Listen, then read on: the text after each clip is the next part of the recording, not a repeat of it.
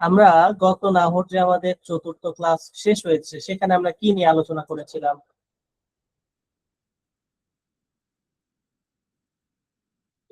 একজন বলেন, আমরা শেষ ক্লাসটা কি নিয়ে আলোচনা করেছিলাম? যে মোরাবে মাবনি হলো 6 প্রকার, 8 প্রকার। তার ভিতরে জমির, ইসমে ইশারা, ইসমে মৌসুলা এগুলো সম্পর্কে আলোচনা করা হয়েছিল বিস্তারিত। মাবনি 8 প্রকার বললে কিন্তু ভুল হয়ে যাবে। হ্যাঁ, মাবনি 3 নাম্বার প্রকার হচ্ছে মুশাব্বাহ মাবনি, যেটাকে ইসমে গায়রে মুতামাক্কিন জি বলা জি হয়। জি এই ইসমে গায়রে মুতামাক্কিন হচ্ছে 8 প্রকার। প্রকার, সেগুলোর আমরা 6 প্রকার পর্যন্ত আলোচনা কি করেছিলাম, জি শেষ করেছিলাম। আচ্ছা, তো আমার স্ক্রিন দেখা যাচ্ছে? জি আজকে দেখেন এখানে বলছে ইসমে গয়রে মুতামাক্কিন এর ষষ্ঠ প্রকার। ষষ্ঠ প্রকার কি? আসমাউদ দুরুফ, যেটাকে ইসমে দরফ বলা হয়। ঠিক আছে, তাহলে ইসমে দরফ কাকে বলে? দেখেন, যে ইসিম দ্বারা কোনো কাজের স্থান বুঝাবে অথবা কাল বুঝাবে। স্থান মানে জায়গা, আর কাল মানে সময় বুঝাবে, তাকে কি বলে? ইসমে দরফ বলে। ঠিক আছে, মনে এক কথায়, যদি কোনো ফেইলের, যদি কোনো কাজের সময় বা স্থান বুঝায় তাহলে তাকে ইসমে দরফ বলা হয়। আর এই কারণেই এই ইসমে দরফ হচ্ছে দুই প্রকার। এক নাম্বার দরফে জামান এবং দুই নাম্বার দরফে মাকান। জামান মানে জামানা মানে কি? যুগ, যুগ বুঝাবে। আর দরফে মাকান মানে মাকানা মানে স্থান বুঝাবে। ঠিক আছে, তাহলে দরফে জামান, যে ইসিম দ্বারা কাজের সময় বা কাল বোঝানো হয়, তাকে কি বলে? দরফে জামান বলে। দেখেন, এইখানে একটা ছকের মধ্যে আপনারা কয়েকটা ইসিম দেখতে পাচ্ছেন।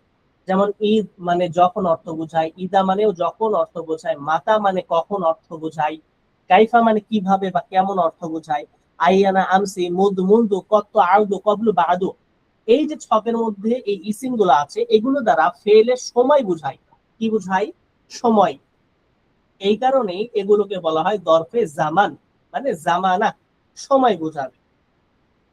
আর নিচে আসলে দেখতে পাবেন আরেকটা ছকের মধ্যে, এই যে এইখানে মাত্র কয়েকটা দেওয়া আছে, যেমন হাইসু কুদ্দামু তাহতু ফাউকু। হাইসু মানে যেখানে, কুদ্দামু মানে আগে, তাহতু মানে নিচে, ফাউকু মানে উপরে। এগুলো কি বোঝায়? ফেলের কাজে কি বোঝায়?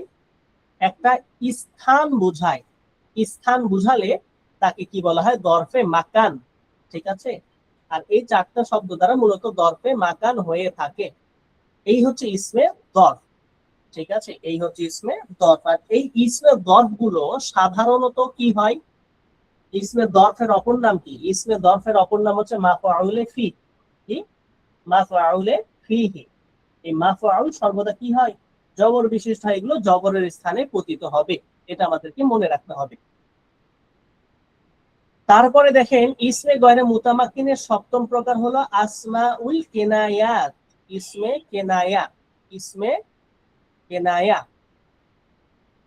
ইসমে কেনায়া ওই ইসিমকে বলে যেগুলো দ্বারা অস্পষ্ট সংখ্যা বা কথার প্রতি ইঙ্গিত করা হয়। তাহলে যেই ইসিম দ্বারা কোনো অস্পষ্ট সংখ্যা অথবা কোনো অস্পষ্ট কথার প্রতি ইঙ্গিত করা হবে, তাকে কি বলা হয়? ইসমে কেনায়া বলা হয়। দেখেন, প্রকারভেদে বলছে ইসমে কেনায়া হচ্ছে দুই প্রকার। এক নাম্বার কেনায়া তো আনিল আদাদ। কেনায়া মানে কি? অস্পষ্টতা। আনিল আদাদ মানে সংখ্যার মধ্যে, সংখ্যার মধ্যে অস্পষ্টতা। আর দুই নাম্বার বলছে কেনায়া তো আনিল হাদিস। কেনায়াত মানে অস্পষ্টতা, আনিল হাদিস কথার মধ্যে। তাহলে এই অস্পষ্টতা মূলত দুই ভাবে হয়ে থাকে। এক নাম্বার হচ্ছে সংখ্যার মধ্যে অস্পষ্টতা, এবং দুই নাম্বার হচ্ছে কথার মধ্যে অস্পষ্টতা। দেখেন, এক নম্বরে বলছে যে ইসিম দ্বারা অস্পষ্ট সংখ্যা বুঝায় তাকে কি বলে? কেনায়াত আনিল আদাদ মানে সংখ্যার মধ্যে অস্পষ্টতা। এই সংখ্যার মধ্যে অস্পষ্টতা দুইটি শব্দের মাধ্যমে হয়ে থাকে। এক নম্বর হচ্ছে কাম এবং দুই নম্বর হচ্ছে কাদা। কাম এবং কাদা এই দুইটা শব্দের মাধ্যমে, ইসিমের মাধ্যমে কেনায়াত আনিল আদাদ হয়ে থাকে। ঠিক আছে, এখন এই যেখানে বললাম না কাম, কাম মানে কত, এই কাম আবার দুই ভাবে ব্যবহার হতে পারে। কাম দুই প্রকার। কাম দুই প্রকার, এক নাম্বার হচ্ছে কামে ইস্তেফহামিয়া এবং আরেকটা হচ্ছে কামে খবরিয়া।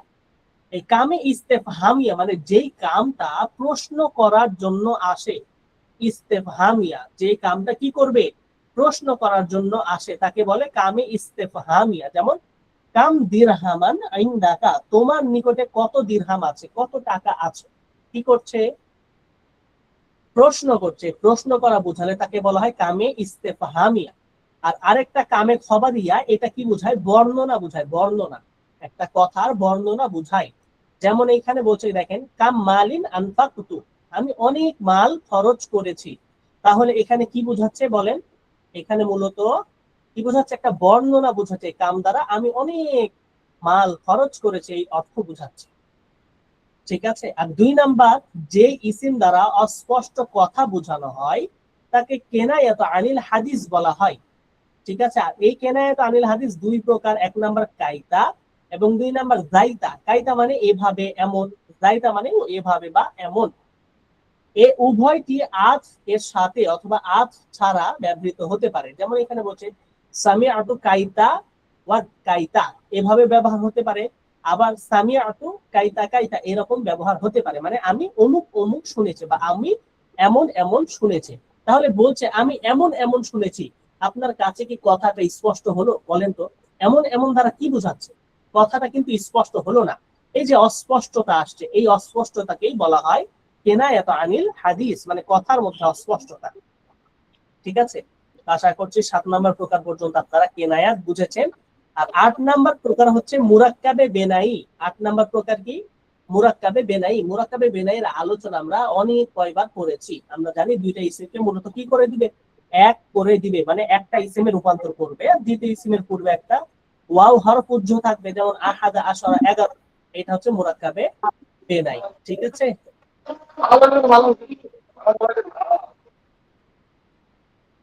আচ্ছা, তাহলে আমরা যেখানে ছিলাম, তাহলে এই হচ্ছে আমাদের ইসমে গয়রে মুতামাক্কিন, যে আমাদের ইসমে গয়রে মুতামাক্কিন মানে যেগুলো মূলত মাবনি, এদের পূর্বে বিভিন্ন আমিল এরব আসার পরেও আসলেও এদের শেষের হরফে কোনো পরিবর্তন হবে না। ঠিক আছে, যেমন ছিল তেমনই থাকবে। এই যে আহাদা আশারা, এই আহাদা আশারা এরকমই থাকবে। ঠিক আছে, এখানে কোনোদিন কোনো পরিবর্তন হবে না। এই কারণ কি, এগুলো সব হচ্ছে মাবনি। তো আলহামদুলিল্লাহ আমরা ইসমে গয়রে মুতামাক্কিন, মুসাব্বা, মাবনি এর 8 প্রকারের আলোচনা শেষ করেছি। এখন 62 নাম্বার পৃষ্ঠা, এই দেখেন আপনাদের কিছু প্রশ্ন বলি এবং তামরিন দেওয়া আছে, এগুলো আপনারা প্র্যাকটিস করবেন। ঠিক আছে। আচ্ছা, এরপরে আমরা চলে আসি অত্যন্ত গুরুত্বপূর্ণ একটা আলোচনা, সেটা হচ্ছে মারিফা এবং নাকিরা এর আলোচনায়। কিসের আলোচনা বলেন? মারিফা এবং নাকেরা। এই মারিফা এবং নাকেরা এর আলোচনা এতটাই গুরুত্বপূর্ণ যে আমরা যদি মারিফা এবং নাকেরা ভালো মতো না শিখি, আমরা যদি মারিফা এবং নাকেরা না জানি, তাহলে কিন্তু আমরা কি তারকিব ভালো করে করতে পারবো না। ঠিক আছে। তাহলে আমাদেরকে মারিফা এবং নাকেরা খুব ভালোভাবে জানতে হবে। কারণ মারিফা নাকেরা না জানলে আমরা তারকিবই ধরতে পারবো না, আমরা তারকিবই ভালো করে করতে পারবো না। আমাদের তারকিবটাই হবে মূলত মারিফা এবং নাকেরার উপরে। সুতরাং তারকিবে যদি আমরা পারদর্শী হতে চাই, তারকিব যদি ভালোভাবে শিখতে চাই, তারকিব যদি ভালোভাবে পারতে চাই, তাহলে অবশ্যই অবশ্যই আমাদেরকে মারিফা এবং নাকেরা জানতে হবে। তো মারিফা এবং নাকেরা কি, দেখেন বলছে ইসিম নির্দিষ্ট অনির্দিষ্ট হিসেবে দুই প্রকার, এক নাম্বার মারিফা এবং দুই নাম্বার নাকেরা। মারিফা এর পরিচয়, মারিফা ওই ইসিমকে বলে যাকে নির্দিষ্ট কোনো ব্যক্তি বা বস্তু জন্য গঠন করা হয়েছে। তাহলে নির্দিষ্ট কোনো ব্যক্তি বা বস্তু বুঝালে তাকে কি বলে, মারিফা বলে। ঠিক আছে। যেমন জাইদুন, উমারু, সিলহা, এগুলো সব কি মারেফা, এগুলো সব মারেফা মানে নির্দিষ্ট। আর নাকেরা কাকে বলে? নাকেরা ওই ইসিমকে বলা হয় যাকে অনির্দিষ্ট ব্যক্তি বা বস্তু বোঝানোর জন্য গঠন করা হয়। অনির্দিষ্ট মানে যেটা নির্দিষ্ট না। যেমন কিতাবুন মানে কিতাব, দুনিয়ার যে কোনো কিতাব হতে পারে, অনির্দিষ্ট। রজুলুন মানে পুরুষ, দুনিয়ার যে কোনো পুরুষ হতে পারে, অনির্দিষ্ট। ঠিক আছে। তাহলে এগুলো কি, এগুলো হচ্ছে নাকেরা। এখন আমরা ইসিম ফেল হারফ যখন পড়েছিলাম, তখন আমরা ইসিম ফেল হারফের পরিচয় করার পরে কিন্তু এগুলো কি জেনেছিলাম, আলামত। বা এগুলোর কি চিহ্ন বা নিদর্শন আমরা জেনেছিলাম। ঠিক অনুরূপ ভাবে মারেফা নাকেরার মধ্যেও মারেফা চেনার কিছু আলামত রয়েছে। দেখেন এখানে স্পষ্ট করে বলছে মারেফা এর প্রকারভেদ। মারেফা মোট কয় প্রকার? স্পষ্ট করে এখানে বলছে মারেফা মোট 7 প্রকার। যেমন এই 7 প্রকারের যে কোনো এক প্রকার হলেই আমরা চোখ বন্ধ করে এটাকে কি বলবো? মারেফা বলবো। আর যদি এই 7 প্রকারের কোনো এক প্রকার না হয় তাহলে সেটাকে আমরা চোখ বন্ধ করে নাকেরা বলবো। 1 নাম্বার হচ্ছে মুদমারাত মানে দমির। এই যে আমরা ইসমে গয়রে মুতামাক্কিনের আলোচনায় দমির পড়েছিলাম, যতগুলো দমির আছে সব দমির কিন্তু মারেফা, এটা আমাদের মনে রাখতে হবে। 2 নাম্বার আলাম মানে যত নাম আছে দুনিয়াতে, যত নাম আছে ছেলের হোক মেয়ের হোক যত নাম আছে সকল নাম কি মারেফা।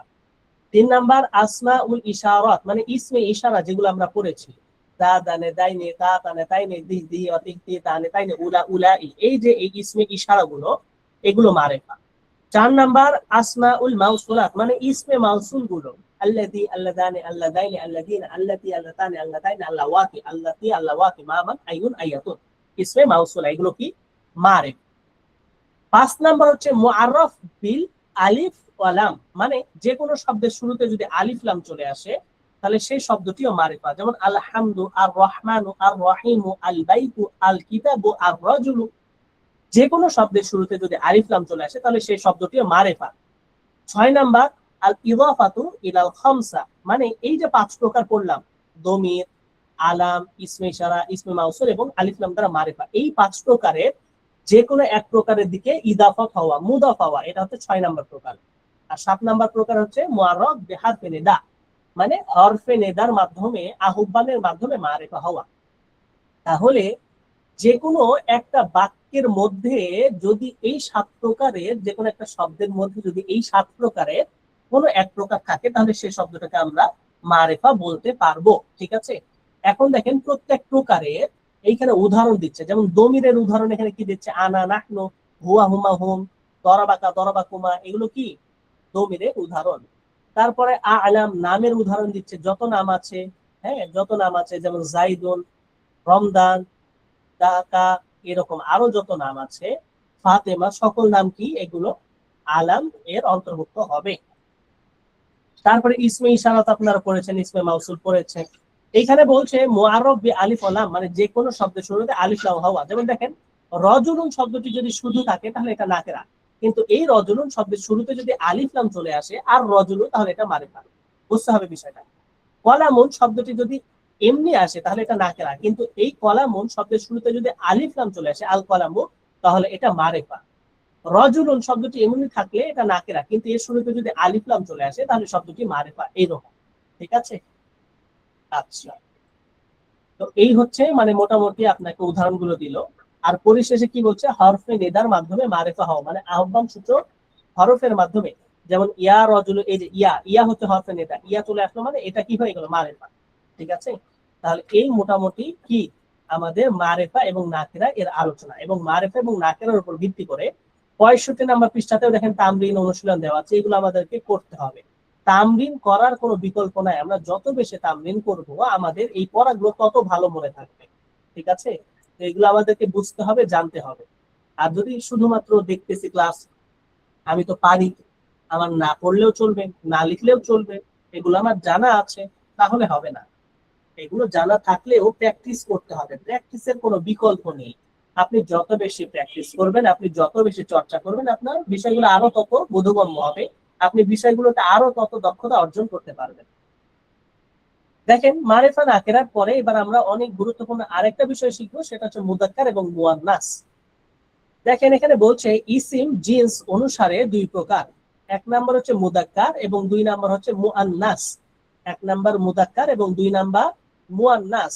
মুযাক্কারের পরিচয় দেখেন, যেই ইসিম পুরুষ বুঝায় কিংবা যার মধ্যে আলামতে তানিস, তানিসের কোনো আলামত নেই, আলামত মানে চিহ্ন, তানিসের মুয়ান্নাসের কোনো আলামত চিহ্ন বা নিদর্শন নেই, তাকে কি বলে? মুযাক্কার বলে। যেমন রজুলুন মানে একজন পুরুষ, কলামুন একটি কলম, কিতাবুন একটি বই, এগুলো সব হচ্ছে মুযাক্কার, কারণ এর মধ্যে আলামতে তানিস মুয়ান্নাসের কোনো চিহ্ন নেই। আর মুয়ান্নাস কাকে বলে? দেখেন মুয়ান্নাস যে ইসিম মহিলার নাম বা তার সাথে নির্ধারিত কোনো বিষয় বুঝায়, কিংবা যার মধ্যে তানিসের আলামত পাওয়া যায়, মানে যার মধ্যে তানিস মুয়ান্নাসের আলামত বা চিহ্ন পাওয়া যাবে তাকে মুয়ান্নাস বলে।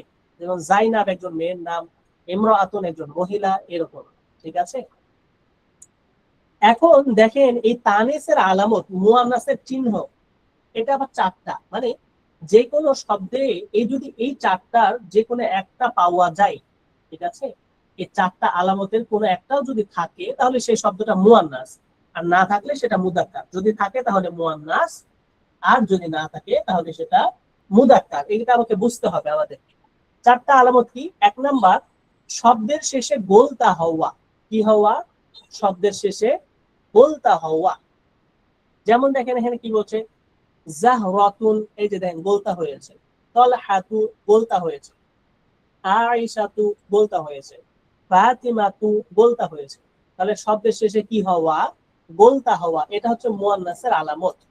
দুই নাম্বার, আলিফে মাকসুরা হওয়া। আলিফে মাকসুরা মানে কি? দেখেন শব্দের শেষে একটা খাড়া আলিফ এবং ইয়া, শব্দের শেষে একটা খাড়া আলিফ এবং ইয়া অতিরিক্ত হওয়া। যেমন ভালো করে লক্ষ্য করেন, হুসনা, এই যে নুনের উপর একটা খাড়া আলিফ আছে এবং শেষে একটা ইয়া আছে। যিকরা, রয়ের উপর একটা আলিফ, খাড়া আলিফ আছে এবং শেষে একটা ইয়া আছে। হুবলা, বুশরা, এই যে শব্দের শেষে একটা খাড়া আলিফ এবং তারপরে একটা কি থাকা, ইয়া থাকা, এটাকে বলা হয় আলিফে মাকসুরা। এটাকে কি বলে? আলিফে মাকসুরা। তাহলে যে কোনো শব্দ যদি আলিফে মাকসুরা হয় তাহলে শব্দটি মুয়ান্নাস। তিন নাম্বার শর্ত হচ্ছে দেখেন, আলিফে মামদুদা। আলিফে মামদুদা মানে শব্দের শেষে একটা আলিফ এবং একটা হামজা, হামজা অতিরিক্ত হওয়া। যেমন উদাহরণ দেখেন, হামরাউ, শব্দের শেষে যে হামজা, আলিফ এবং একটা হামজা অতিরিক্ত হচ্ছে। আবার বলছে বাইদাউ, শব্দের শেষে একটা আলিফ এবং হামজা অতিরিক্ত হচ্ছে। তাহলে যে কোনো শব্দের শেষে যদি একটা হামজা, আলিফ এবং হামজা অতিরিক্ত হয় তাহলে এই শব্দটাকে বলা হয় এটা আলিফে মামদুদা। আর যে কোনো আলিফে মামদুদা যদি শব্দ হয় তাহলে সেই শব্দটা কি? মুয়ান্নাস। সেই শব্দটা কি? মুয়ান্নাস। এটা বুঝতে হবে এবং আমাদের মাথায় গেঁথে রাখতে হবে যেন ভুলে না যায়। আর চার নাম্বার হচ্ছে তা এ মোকাদ্দারা। তা এ মোকাদ্দারা মানে উজ্জতা, মানে মূলত একটা গোলতা ছিল কিন্তু এটাকে উজ্জ করা হয়েছে। যেমন আর ওদুন, দেখেন আর ওদুন শব্দটি মূলত কি ছিল? আর দতুন, এই যে শব্দের শেষে গোলতা, আমরা জানি গোলতা হওয়া কি? মুয়ান্নাসের আলামত। ঠিক আছে। তাহলে এই যে চারটা আমরা আলামত করলাম, শব্দের শেষে গোলতা হওয়া, আলিফে মাকসুরা হওয়া, আলিফে মামদুদা হওয়া, এবং চার নম্বর হচ্ছে তায়ে মুকাদ্দারা মানে উজ্জতা হওয়া। এই চারটা মূলত মৌলিক আলামত কার? মুয়ান্নাসের। তাহলে যে কোনো শব্দের এই চারটা আলামতের যে কোনো একটা আলামত থাকলে সেই শব্দটি মুয়ান্নাস, আর যদি না থাকে তাহলে সেটা মুদাক্কার। ঠিক আছে, এটা আমাদের মাথায় রাখতে হবে। এখন এই চারটা আলামত ছাড়াও আরো কিছু আলামত ব্যবহার পাওয়া যায়। ঠিক আছে, এই বিষয়টা একটু জোর দিয়ে গুরুত্ব সহকারে আপনারা মাথায় রাখবেন। এই যে চারটা আমরা আলামত করলাম, এই চারটা আলামত ছাড়াও আরো বেশ কিছু মুয়ান্নাস পাওয়া যায় যেগুলো মুয়ান্নাসের সেম আইনি, তথা আমরা শুনে শুনে মুয়ান্নাস হিসেবে নির্ণয় করেছি। মানে আরবের মানুষেরা এগুলোকে মুয়ান্নাস হিসেবে উল্লেখ করেছেন, তাই আমরাও এগুলোকে মুয়ান্নাস করি। ঠিক আছে, এগুলো কি? এক নম্বর দেখেন, যে কোনো স্থান বা গোত্রের নাম, যে কোনো স্থান বা যে কোনো গোত্রের নাম এটা মুয়ান্নাস। যে কোনো স্থানের নাম, যে কোনো গোত্রের নাম এটা মুয়ান্নাস। যেমন ঢাকা, ঢাকা, ঢাকা বোঝাচ্ছে একটা স্থানের নাম বোঝাচ্ছে, এটা মুয়ান্নাস। আবার কুরাইশুন, কি? কুরাইশুন, এটা কি বোঝাচ্ছে? একটা গোত্রের নাম বোঝাচ্ছে, তাহলে এটা কি? এটা মুয়ান্নাস। দুই নাম্বার দেখেন কি বলছে, শরীরের জোড়া অঙ্গের নামগুলো মুয়ান্নাস। যেমন ইয়াদুন, হাত, হাত কয়টা? দুইটা। তাহলে ইয়াদুন শব্দটি দেখতে মুদাক্কারের মতো মনে হলো, ইয়াদুন শব্দটি মুয়ান্নাস। উদুনুন, কান, কানও দুইটা, কান মুয়ান্নাস। খদ্দুন মানে গাল, গালও দুইটা, গাল মুয়ান্নাস। মির ফাকুন, কোনই, আমাদের কোনই দুটা, এই মির ফাকুন এটাও কি মুয়ান্নাস। হাজিবুন মানে কি ভ্রু, আমাদের ভ্রু দুটা, এটাও মুয়ান্নাস। লাহিউন চোয়াল, চোয়াল দুইটা, এটা কি? চোয়ালও মুয়ান্নাস। সদগুন মানে কি কানের লতি বা কানের পট্টি, এটাও কি? দুইটা, এটাও হচ্ছে মুয়ান্নাস। তাহলে শরীরের জোড়া অঙ্গ, রিজুলুন দুই পা, এই দুই পাও মুয়ান্নাস হবে। ঠিক আছে। তারপরে আইনুন, আইনুন মানে হচ্ছে দুই চোখ, দুই চোখ হলে এটাও কি হবে? মুয়ান্নাস হবে। ঠিক আছে। আচ্ছা, 3 নাম্বার দেখেন শরাব বা মদের নাম। হাদিসের মধ্যে অনেক মদের নাম পাবেন, ঠিক আছে? এই মদের নামগুলো এগুলো মুয়ান্নাস হিসেবে ব্যবহার হবে, যেমন খামরুন, নাবিদুন, এরকম। 4 নাম্বার বাতাসের নামগুলো যেগুলো বর্ণিত হয়েছে, যেমন সরসর, আসিফ, সবা, কুবুল, দুবুর, এগুলো সব হচ্ছে বাতাসের নাম, ঠিক আছে? এগুলো হচ্ছে মুয়ান্নাস। 5 নাম্বার হচ্ছে জাহান্নামের স্তরগুলোর নাম মুয়ান্নাস। জাহান্নামের যে স্তরগুলো আছে এই স্তরগুলোর নাম কি? মুয়ান্নাস। যেমন জাহান্নাম, সাঈর, সাকর, লাযা, হুতামা, জাহিম, হাবিয়া। এই যে মুয়ান্নাস, এগুলো কি জাহান্নামের স্তরগুলো, এই জাহান্নামের স্তরগুলো এগুলো মুয়ান্নাস, ঠিক আছে? আরেকটা আছে 6 নম্বর, এটার ব্যবহারটা একটু কম পাওয়া যায়, তবে আমাদের জেনে রাখতে হবে, সেটা হচ্ছে হুরুফে তাহজি, যেমন আলিফ, বা, তা ইত্যাদি, এবং হুরুফে মানাবি, যেমন মিন, ইলা, আন ইত্যাদি শব্দগুলোকে মুযাক্কার মুয়ান্নাস উভয়টাই ব্যবহার করা যেতে পারে। মানে এটা হরফের আলোচনা বলছে। হরফ যেগুলো আছে না, এই হরফগুলোকে আপনি চাইলে মুযাক্কার হিসেবে ব্যবহার করতে পারেন, মুয়ান্নাস হিসেবে ব্যবহার করতে পারেন। এটা তেমন একটা গুরুত্বপূর্ণ না। বাদ বাকি যে আলোচনাগুলো করলাম মুয়ান্নাসের, এগুলো গুরুত্বপূর্ণ এবং এগুলো কি করতে হবে, আমাদেরকে মুখস্থ রাখতে হবে। অন্যথায় কোন শব্দটা মুযাক্কার হচ্ছে, কোন শব্দটা মুয়ান্নাস হচ্ছে, এটা কিন্তু আমরা নির্ণয় করতে যে কি হয়, আমরা আটকে যাব, ঠিক আছে? আর পরিশেষে দেখেন এইখানে বলছে কি, মুয়ান্নাস আবার 2 প্রকার। 1 নাম্বার হচ্ছে মুয়ান্নাসে লাফজি এবং 2 নাম্বার হচ্ছে মুয়ান্নাসে হাকিকি। মুয়ান্নাসে লাফজি এবং মুয়ান্নাসে হাকিকি একটু সংক্ষেপে বলে দিচ্ছি। মুয়ান্নাসে হাকিকি মানে কি? দেখেন, মুয়ান্নাসে হাকিকি ওই মুয়ান্নাসকে বলা হয় যার বিপরীতে কোনো প্রাণীবাচক পুরুষ জীব রয়েছে। ওই মুয়ান্নাসকে বলে যেই মুয়ান্নাসের বিপরীতে কোনো প্রাণীবাচক পুরুষ জীব রয়েছে। যেমন ভালো করে বুঝেন, ইমরাআতুন এটা একটা মুয়ান্নাস শব্দ। ইমরাআতুন মানে মহিলা, এর বিপরীত কি? পুরুষ, মানে রজুলুন। তাহলে রজুলুন কি একটা প্রাণীবাচক পুরুষ হচ্ছে না? হচ্ছে। আবার দেখেন না কতুন মানে স্ত্রী, উটনি। না কতুন মানে স্ত্রী, উটনি। এর বিপরীত হচ্ছে জামালুন মানে পুরুষ উট। তাহলে এটা কি বোঝাচ্ছে? প্রাণীবাচক পুরুষ একটা বোঝাচ্ছে না, যেটা পুরুষ বোঝাচ্ছে এবং যার প্রাণ আছে। তাহলে যে সকল মুয়ান্নাস শব্দের বিপরীতে প্রাণীবাচক পুরুষ শব্দ বিদ্যমান থাকবে সেই মুয়ান্নাসকে বলা হয় মুয়ান্নাসে হাকিকি। আর যেটা থাকবে না তাকে বলা হয় মুয়ান্নাসে লাফজি। একদম সহজ, ঠিক আছে? যেমন দেখেন দুলমাতুন মানে অন্ধকার, এর বিপরীত কি? আলো। নূরুন মানে আলো। তাহলে নূর এটা কি হচ্ছে? এটা কি প্রাণীবাচক পুরুষ হচ্ছে? বলে আলো, আলোর মধ্যে কি প্রাণ আছে? পুরুষ হচ্ছে? হচ্ছে না। এই কারণে জুলমাতুন এই শব্দটি কি? মুয়ান্নাসে লাফজি, ঠিক আছে? আবার দেখেন কুয়াতুন মানে শক্তি। কুয়াতুন শক্তি, শক্তিশালী। এর বিপরীত কি? দুর্বল, দাঈফুন। আচ্ছা, দাঈফুন দুর্বল। এই দুর্বল শব্দ দ্বারা কি কোনো প্রাণীবাচক পুরুষ বোঝাচ্ছে? বলেন বোঝাচ্ছে না। এই কারণে এই কুয়াতুন শব্দটি হয়ে যাবে মুয়ান্নাসে লাফজি, ঠিক আছে? এবং 68 নাম্বার পৃষ্ঠাতে দেখেন অনেকগুলো তামরিন দেওয়া আছে, সুন্দর সুন্দর তামরিন। এগুলো করতে হবে ভাই, না করলে আপনি তো দক্ষ হতে পারবেন না, আপনাকে করতে হবে এগুলো। সুতরাং এই তামরিন গুলো, অনুশীলন গুলো বেশি বেশি প্র্যাকটিস করতে হবে। এই যে দেখেন কতগুলো শব্দ এখানে দিয়ে দিয়েছে, বলছে এগুলোর মধ্যে হতে মুযাক্কার মুয়ান্নাস বের করো এবং তাদের চিহ্ন বা আলামত গুলো বর্ণনা করো।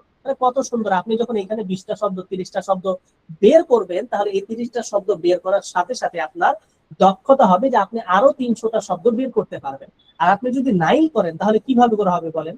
সুতরাং এগুলো আমাদেরকে প্র্যাকটিস করতে হবে বেশি বেশি, ঠিক আছে? আশা করছি বিষয়গুলো বুঝতে পেরেছেন, ঠিক আছে? বলেন, বিষয়গুলো বুঝতে পেরেছেন? যে পড়াগুলো আজকে পড়ালাম, অল্প সামান্য কিছু পড়াগুলো বুঝতে পেরেছেন? বলেন। জি ইনশাল্লাহ। আলহামদুলিল্লাহ, জি। আচ্ছা, মাশাআল্লাহ। আজকে কিন্তু পড়াটা একটু অল্প। কোন কোন দিনে আপনারা অনেকেই বারবার আমাকে মেসেজ করছেন যে হুজুর পড়া বেশি হয়ে যাচ্ছে, পড়া বেশি হয়ে যাচ্ছে, বারবার আপনারা মেসেজ করছেন। তো দেখেন আজকের পড়াটা তুলনামূলক একটু কম, ঠিক আছে?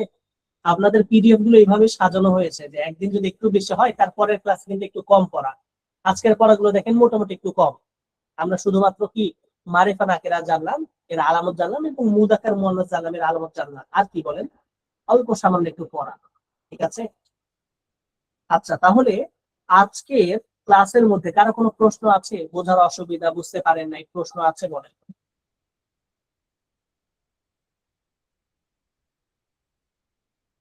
আচ্ছা, আপনাদের মধ্যে অনেকেই আমাকে কয়েকজন মেসেজ করেছেন, বুঝতে পেরেছেন, যে হুজুর বা উস্তাজ, আমাদের কোর্সের ক্লাসগুলো তো আপনি 6 দিন নিচ্ছেন, 3 দিন নাহু 3 দিন সরফে, তো এটা আমাদের জন্য একটু চাপ হয়ে যাচ্ছে।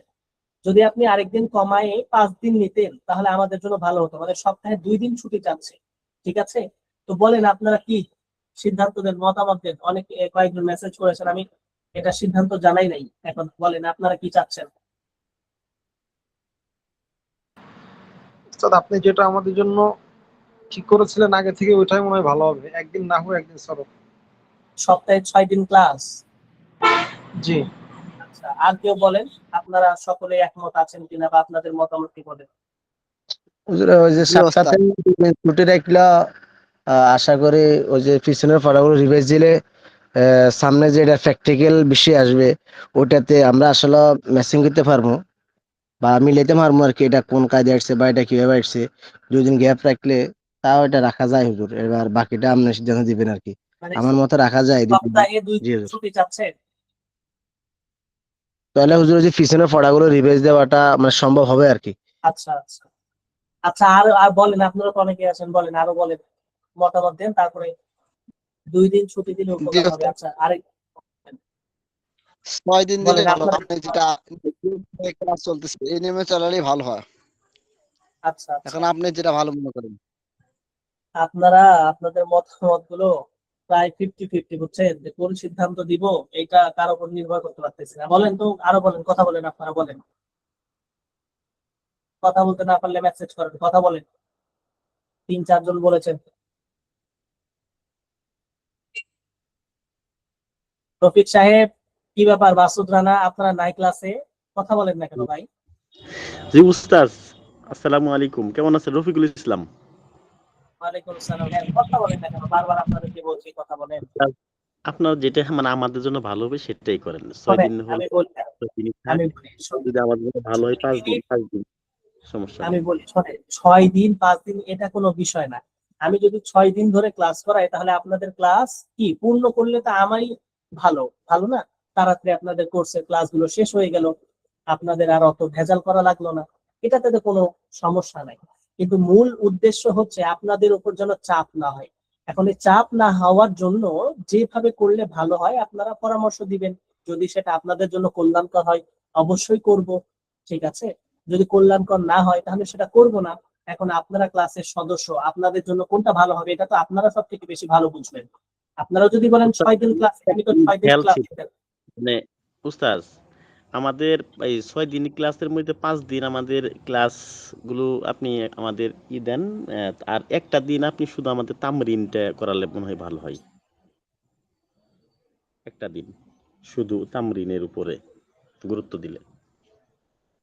আমি তো আপনাদের প্রত্যেকটা ক্লাসে মোটামুটি তামরিন দেই, বুঝতে পেরেছেন, কিন্তু 2-1 জন বাদে তো কেউ তামরিন দেয় না। আলোচনার মধ্যেই বেশি মানে একটু বেশি থাকে, তামরিন তো অল্প থাকে, ওই জন্য বলছিলাম উস্তাদ যেটা ভালো হয়। তাহলে কি সপ্তাহে ওই আপনার শুক্রবার তো এমনি আপনাদের সাপ্তাহিক ছুটি, তাহলে কি সোমবার ছুটি দিব বলেন, নাকি 6 দিনই ক্লাস নিব, কোনটা হবে ভালো বলেন?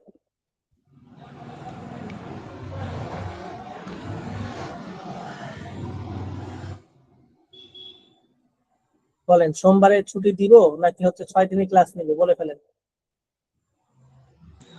উস্তাদ, আমি বলতে চাচ্ছি কি, আমাদের ক্লাস মানে কয়টা হবে এটা তো আপনি ভালো জানেন, আমরা তো জানি না এখন।